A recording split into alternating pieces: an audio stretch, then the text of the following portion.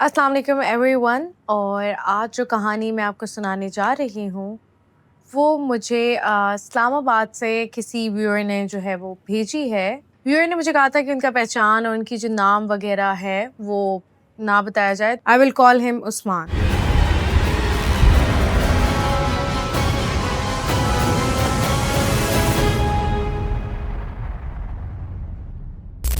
उस्मान का कहना है कि ये वाक़या पिछले साल उनके साथ हुआ था और उस वाक़ये के बाद उन्होंने कभी F9 पार्क में अकेले वॉक नहीं की।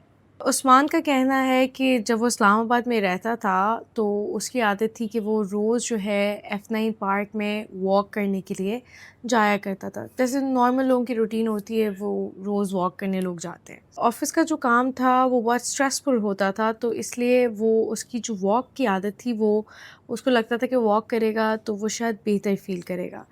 तो रात के 9:30 बजे वो रोज़ घर से निकलता था वॉक करने के लिए। 10 बजे तक पार्क पहुंच जाता था, 1 घंटा वॉक करता था, फिर घर पे वापस आके सो जाता था। ये रूटीन लगभग 3 साल से चल रही थी। रोज़ ऑफिस जाना, फिर रात को वॉक करना। वो पार्क का हर कोना जानता था क्योंकि वो 3 साल से जा रहा था, तो उसको हर कोना पता था कि कौन सी जगह कहाँ है, कौन सा गेट किस टाइम बंद होता है और सब कुछ, और कहाँ सिक्योरिटी गार्ड खड़ा होता है। इसलिए जो कुछ उसके साथ हुआ उसका कोई लॉजिकल जवाब उसको आज तक नहीं मिला। ये दिसंबर की बात है, सर्दी का मौसम था। उस रात वो भी हमेशा की तरह वॉक कर रहा था।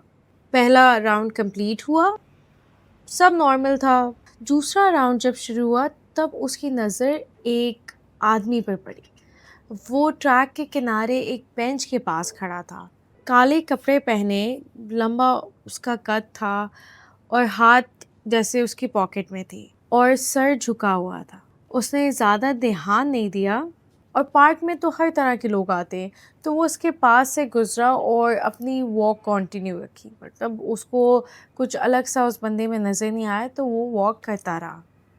लेकिन जब पार्क में 30 मिनट बाद उसी जगह से दोबारा गुजरा तो वो अब भी वहीं खड़ा था। मतलब 30 मिनट बाद वो बंदा उसी तरह खड़ा था और उसने अपनी कोई पोजीशन जो है वो बदली नहीं थी। 1 इंच भी वो हिला नहीं था। तो उसे बहुत अजीब सा लगा, मगर फिर भी उसने इग्नोर कर दिया। अगली रात वो फिर पार्क गया और जैसे ही वो ट्रैक पर पहुंचा उसकी नज़र फ़ौरन उसी जगह पे पड़ी। वो आदमी फिर वहीं खड़ा हुआ था, बिल्कुल उसी तरह जैसे वो पिछले दिन खड़ा हुआ था। उसी सेम पोजीशन में वो वहाँ पे खड़ा हुआ था। इस बार उसको अजीब सी बेचैनी शुरू हो गई, लेकिन उसने खुद को समझाया कि ये कोइंसिडेंस हो सकता है। जैसे कल खड़ा था, आज भी सेम पोजीशन में वो खड़ा हो सकता है, शायद उसका वहम हो। अगले कुछ दिन सब ऐसे ही चलता रहा। हर रात उसी वक्त उसी जगह वही आदमी ना वॉक करता, ना कोई बात करता और ना बैठता। रोज़ बस वहीं उसी जगह पे खड़ा रहता। एक रात उसे बहुत ज़्यादा क्यूरियोसिटी हुई। जो उस्मान है उसने फ़ैसला किया कि आज तो उससे वो बात करेगा। वो जो बंदा वहाँ पार्क में खड़ा होता है वो उससे ज़रूर बात करेगा।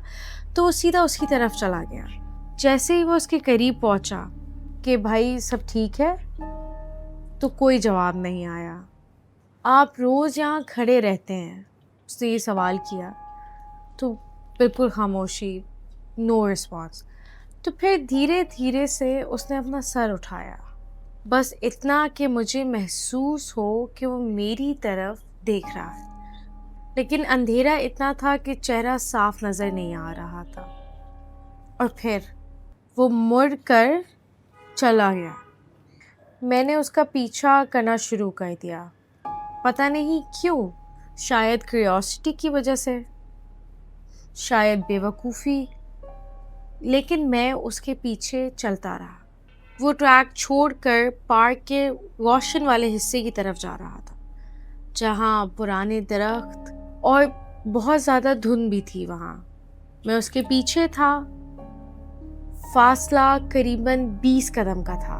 फिर वो एक बड़े दरख्त के पीछे چلا گیا۔ میں فوراً اس کے پیچھے پہنچا، لیکن وہاں کوئی نہیں تھا، کوئی بھی نہیں تھا، نہ آدمی نہ قدموں کے نشان، کچھ بھی نہیں، جیسے وہ ہوا میں غائب ہو گیا ہو، اچانک سے کوئی موجود ہی نہیں ہوا۔ اس وقت پہلی بار مجھے سچ میں ڈر محسوس ہوا۔ میں فوراً واپس ٹریک پر آ گیا اور گھر چلا گیا۔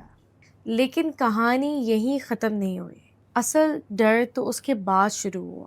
2 دن بعد میں پھر واک کے لیے گیا، سب نارمل تھا، لوگ واک کر رہے تھے نارملی جیسے میں پہلے واک کرتا تھا اسی طرح، کچھ فیملیز بھی تھیں۔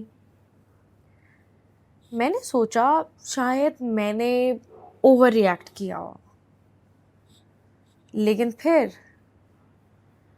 میں نے اس آدمی کو دوبارہ دیکھا۔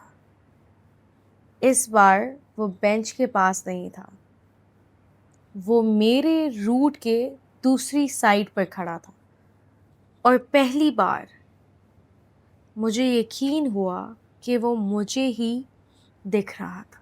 میرے اندر ایک عجیب سی گھبراہٹ ہوئی۔ میں نے نظر ہٹا لی اور واک کو کنٹینیو رکھا، لیکن اس رات کچھ اور بھی ہوا۔ جب میں تیسرا راؤنڈ کمپلیٹ کر رہا تھا، مجھے قدموں کی آواز سنائی دینے لگی، جیسے کوئی میرے پیچھے چل رہا ہو۔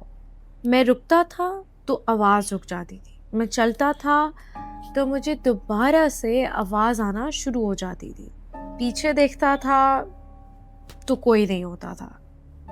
اب میری سپیڈ اور تیز ہو گئی تھی، لیکن قدم بھی تیز ہو گئے، جیسے کوئی میرا فاصلہ مینٹین کر رہا ہو، اسی سپیڈ سے چل رہا ہو جتنی سپیڈ سے میں، نہ کوئی قریب آ رہا ہو نہ کوئی دور جا رہا ہو، بس پیچھے چل رہا ہو۔ اس رات میں واک مکمل کیے بغیر گھر چلا گیا، اور پہلی بار میرے ذہن میں خیال آیا کہ شاید مجھے کچھ دن پارک بھی نہیں جانا چاہیے، لیکن عادت ہوتی ہے۔ 3 دن بعد میں پھر چلا گیا، اور یہ سب سے بڑی غلطی تھی۔ اس رات پارک لگ بھگ خالی تھا، سردی بہت زیادہ تھی، دھند پہلے سے اور زیادہ تھی۔ میں نے پہلا راؤنڈ کمپلیٹ کیا، سب بالکل نارمل لگ رہا تھا۔ پھر اچانک سے مجھے احساس ہوا کہ میں ٹریک پر اکیلا ہوں، بالکل اکیلا، نہ کوئی ساتھ واک کرنے والا، نہ کوئی فیملی۔ اور تب میں نے اس آدمی کو دیکھا، ٹریک کے بیچ میں کھڑا ہوا، جیسے میرا انتظار کر رہا ہو۔ پھر اس نے دھیرے دھیرے سے اپنا ہاتھ اٹھایا اور پارک کے اندھیرے کے حصے کی طرف اشارہ کیا۔ اس لمحے میں مجھے اتنا ڈر لگا کہ میں خود مڑ کر دروازے کی طرف جانے لگا۔ گیٹ صرف کچھ ہی منٹس دور ہونا چاہیے تھا، لیکن وہ چلتا رہا۔ ایگزٹ گیٹ آ ہی نہیں رہا تھا، جیسے کہ دروازہ اتنا دور ہو کہ میں پہنچ ہی نہیں پا رہا۔ حالانکہ اس کو روٹ یاد تھا، وہ روز یہاں آتا تھا۔ وہ چلتا رہا اور گیٹ جیسے اس کو نظر ہی نہیں آ رہا تھا۔ اب اس کی سانسیں اور تیز ہو گئی، اور اس کو اچانک سے آواز آئی۔ وہ پھر پیچھے مڑا اور اس کا خون جیسے جم گیا۔ وہ بندہ اب اس کے کان کے بالکل قریب آ چکا تھا، اور اس کو دھیمی سی خاموش سی آواز آئی، اور اس میں صرف اتنا کہا کہ میں تمہیں بہت پہلے سے دیکھ رہا ہوں۔ تو جیسے کہ آپ سب نے یہ کہانی سنی، یہ کسی ویور نے ہمیں سینڈ کی تھی اور ہم نے آپ کو سنائی، اور اسی طرح کی کہانیاں اگر آپ کے پاس ہوں اور آپ ہمیں سنانا چاہتے ہوں، اور تاکہ ہم عوام کو سنا سکیں، تو آپ ہمیں یہ سٹوری بھیج سکتے ہیں، اور ملتے ہیں اگلے ایپیسوڈ میں ایک نئی کہانی کے ساتھ۔